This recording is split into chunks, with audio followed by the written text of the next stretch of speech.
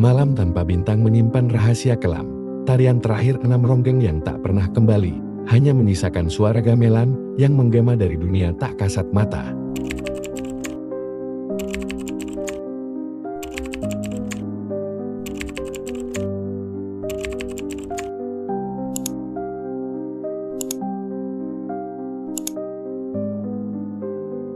Di sebuah desa terpencil di pelosok Jawa Timur, ada kisah yang tak lekang oleh waktu tentang tragedi misterius yang menimpa para penari ronggeng.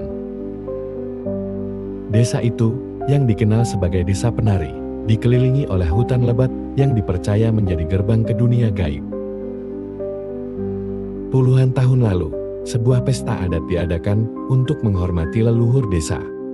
Warga mengundang kelompok penari ronggeng dari desa tetangga untuk menampilkan tarian tradisional yang dianggap sakral. Namun, kepala desa yang ambisius dan terobsesi akan kekayaan memutuskan untuk menambahkan satu ritual khusus tanpa berkonsultasi dengan tetua desa. Ritual itu, konon, melibatkan tarian yang ditujukan kepada makhluk gaib penjaga hutan. Para tetua desa memperingatkan bahwa ritual tersebut dilarang karena dapat memancing amarah penjaga hutan. Namun, kepala desa tidak menggubris peringatan itu.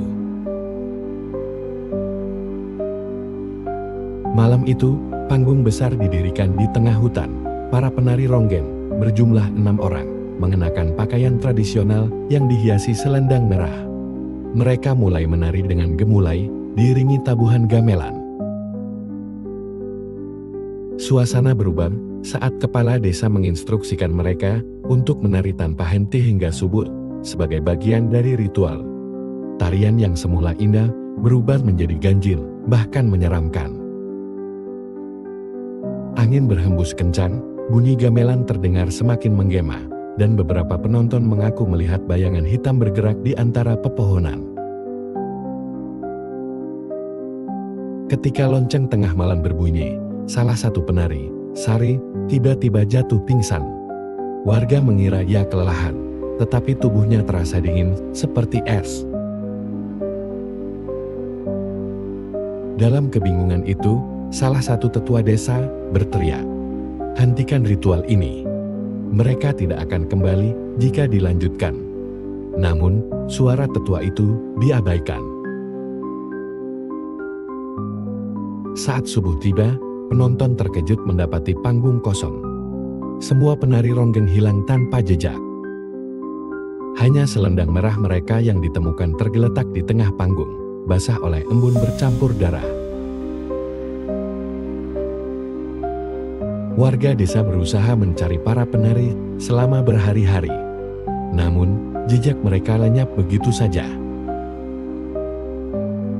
Beberapa warga yang ikut mencari melaporkan mendengar suara gamelan dari dalam hutan, meskipun tidak ada siapa-siapa di sana.